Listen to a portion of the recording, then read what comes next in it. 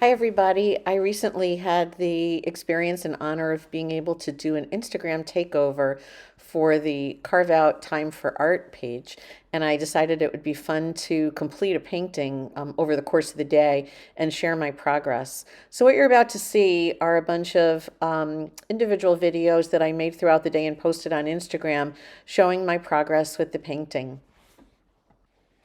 I set up this simple still life with orange slices on a great green plate that I bought at TJ Maxx and arranged the oranges in a way so that I was getting lots of different light effects. You can see that there are portions of the orange that are fully shaded, portions that are brightly illuminated, and some portions that are trans-illuminated, getting that kind of glow.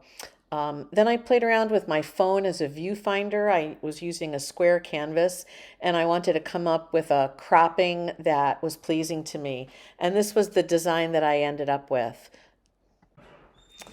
You'll see that I start with an underpainting using Gamblin Fast Matte Burnt Sienna. What I'm holding in my hand is a piece of red cellophane essentially, and you can't really see, but from time to time I'm looking at my subject through that red cellophane, and what that does is basically removes all the color and just lets me see my scene as pure value, light and dark, and that's what I'm translating to the canvas.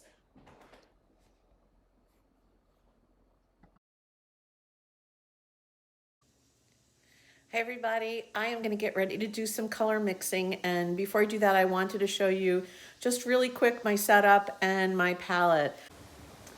So here's my setup. You can see that I have my still life set up. It's illuminated by a nice IKEA lamp that sends a very warm light, which I really like.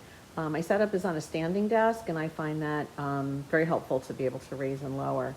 I'm working on gallery stretched canvas. This is 24 by 24. Usually I work on panels, but I have a frame this size that I want to use, so that's why. And my easel is a sienna counterweight easel, which I love. There are weights hanging on the back of it on those dowels, and this allows me to raise and lower the easel with one hand, no matter how strong it is, how heavy the panel is. My Tabaret is a great sort of mid-century design table that I got from Target. It's very sturdy. I had a piece of glass cut for the top just to protect it, and it's got terrific storage. And then for my color mixing, I use a Masterson palette for which I had a piece of glass cut. And then there's gray paper behind it to keep that neutral gray for me to compare value and warm and cool tones. As far as the colors on my palette, most of these are Michael Harding colors. I really like them. It's a little bit of a splurge, but it's primarily a split primary palette with some convenience colors, and I did add a little bit extra as far as the orangey range since I'm painting oranges. So from the left, I have Michael Harding Ultramarine Blue, Michael Harding Titanium White mixed with Phthalo Blue, Michael Harding Viridium, Michael Harding Yellow Lake. This is next to Rembrandt Cad Yellow Medium, then Rembrandt Vermilion, then I believe that's Rembrandt Cad Red Medium, then Michael Harding Alizarin Claret, Michael Harding Burnt Sienna, and Gamblin Titanium Zinc White.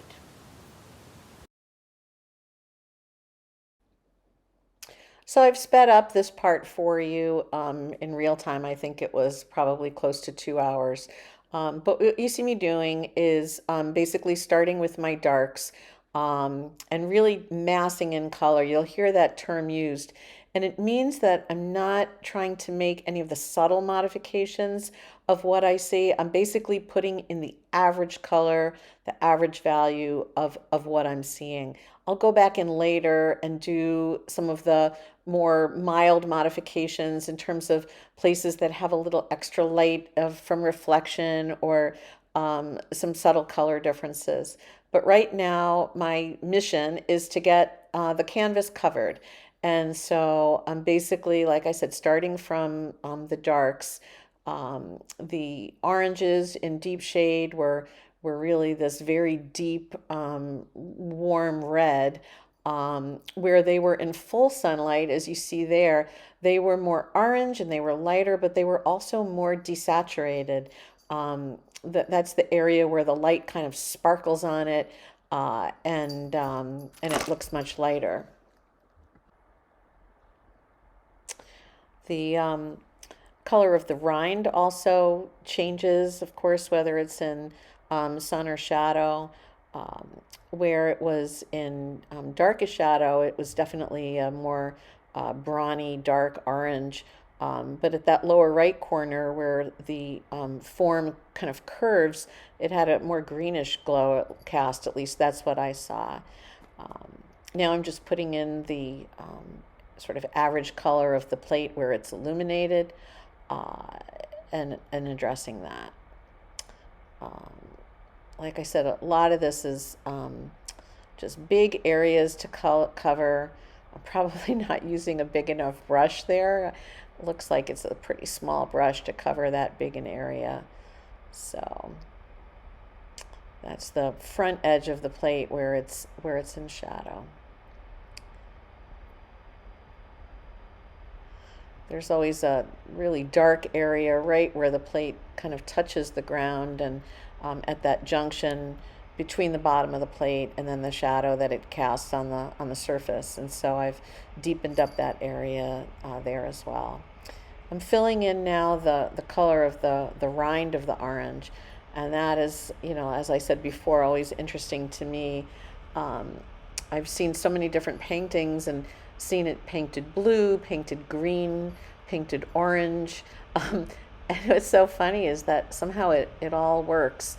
I think as long as you've got the value correct, the color is less important. There's a great saying in art that value does all the work and color gets all the credit.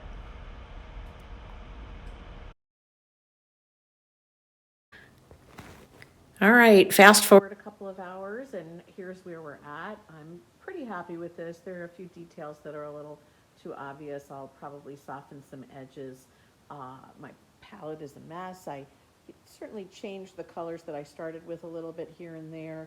I find the color of the rind in shadow to be challenging, and so I often end up changing as I get a little further in. But I'm pretty happy with where we ended up.